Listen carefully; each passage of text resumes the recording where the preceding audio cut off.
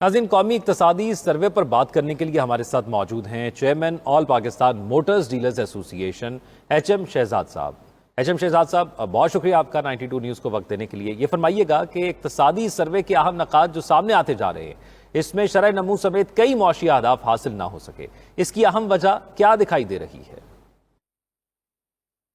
देखिए, अगर हम पिछले 2-3 साल से वो तमाम चीज़ों को हम अगर देखें तो उससे हमें ये जाहिर होता है कि सबसे ज़्यादा महंगाई और लोगों की क़ुव्वत खरीद ना होना।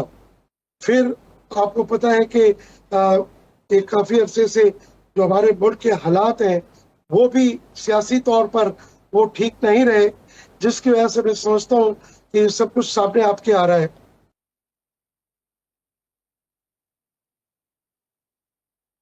अच्छा, HM शहजाद साहब, ये बताइएगा, ऑटो सेक्टर में जो मैन्युफैक्चरिंग में भी कमी देखी गई थी, क्या वजह है ग्रोथ में कमी की और बेहतरी के लिए क्या तजावीज़ आप लोगों ने सजेस्ट की? देखिए, ये सबसे बड़ा जो हमारा अलमिया है, हम मैन्युफैक्चरिंग अपने मुल्क में नहीं करते, लोकलाइजेशन हमारे मुल्क में नहीं है। बेहतरी तो जब ही होगी कि हमारे मुल्क में लोकलाइजेशन हो, जो कि हमारे मुल्क में लोकलाइजेशन नहीं है। सिर्फ एक कॉस्मेटिक्स कुछ चीज़ों को हम बनाकर ये अपने आप के ऊपर दावा करना कि हम मैन्युफैक्चरिंग कर रहे हैं, वो सरासर गलत है। आज हमें टोयोटा, होंडा और सुजुकी को 40-40 साल का अरसा हो रहा है, लेकिन हम बिल्कुल भी ट्रांसफर ऑफ टेक्नोलॉजी की तरफ नहीं गए। और उसका सबसे बड़ा नुकसान ये हुआ है कि अब तक हमने मेड इन पाकिस्तान गाड़ी नहीं बनाई, ना गाड़ी सस्ती बनाई और ना लोगों के क़ुव्वत खरीद में बनाई, ना मेड इन पाकिस्तान गाड़ी बनाई, ना अपने मुल्क की ज़रूरत को हमने पूरा किया और ना ही आज तक कभी हमने कोई एक्सपोर्ट के लिए सोचा। नहीं तो HM शहजाद साहब, इसकी बुनियादी वजह आपको क्या नजर आती है? जैसे IMF ने कहा कि आप 5 साल पुरानी गाड़ी अब इंपोर्ट कर सकते हैं, उसके हवाले से भी उम्मीद की जा रही कि वो हो सकती है, तो क्या इस तरह की पॉलिसीज से बेहतरी आ जाएगी या इससे मजीद बिगाड़ होगा? नहीं, देखें, ये दो अलग डिफरेंट बातें हैं।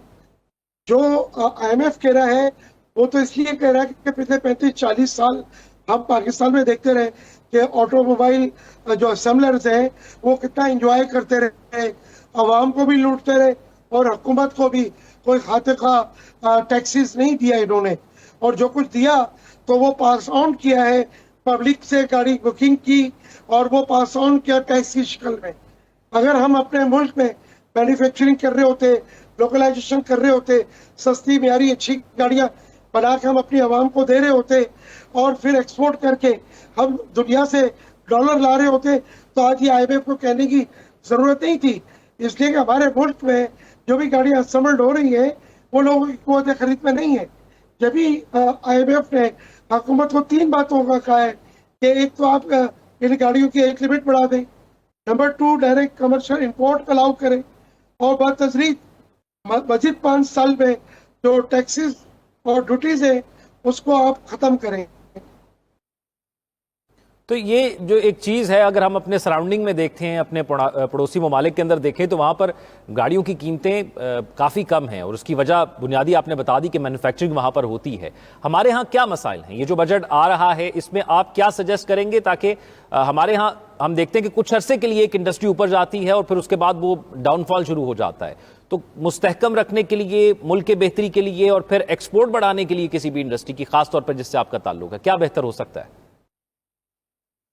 देखिए, हमें अपने पड़ोस के मुल्कों को सामने रखते हुए ये सारी चीजें करनी चाहिए हमें कि हम जो है वो तमाम चीजें जो हमारे मुल्क के मफाद में हैं वो हमें करनी चाहिए। वो इसलिए करनी चाहिए कि हम दुनिया का मुकाबला भी कर सकें और सबसे बढ़कर अपने मुल्क की जरूरत को हम पूरा करें।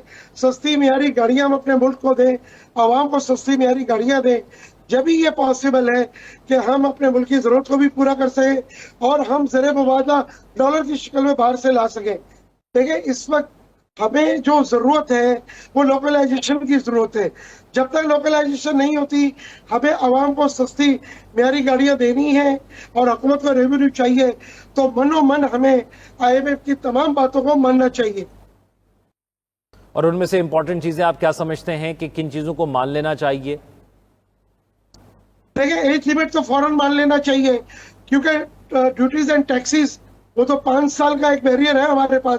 हर साल हमें कुछ कुछ थोड़ा थोड़ा कम करना है, तो 5 साल का टाइम है। लेकिन एज लिमिट बढ़ाने में तो कोई हर्ज नहीं है। अच्छा, उससे क्या होगा कि लोगों की कुव्वत खरीद में गाड़ियां आएंगी। मैं मिसाल देता हूँ कि अगर हम 3 साल पुरानी जापान में गाड़ी लेते हैं, वो 8 से 10 हज़ार डॉलर की है, और वही गाड़ी अगर हम 5 साल पुरानी लेते हैं तो वो तकरीबन 3,500-4,000 डॉलर की है। तो एक वादे फर्क तो ये आ जाएगा। फिर अगर ये हुकूमत इस बात को भी मान ले कि हमें कमर्शियल इंपोर्ट अलाउ कर दे, तो मैं समझता हूँ कि आवाम को बहुत ज्यादा सस्ती गाड़ियां मिलेगी, और हुकूमत को मैं समझता हूँ कि इस साल 150 से 200 अरब रेवेन्यू मिल सकता है।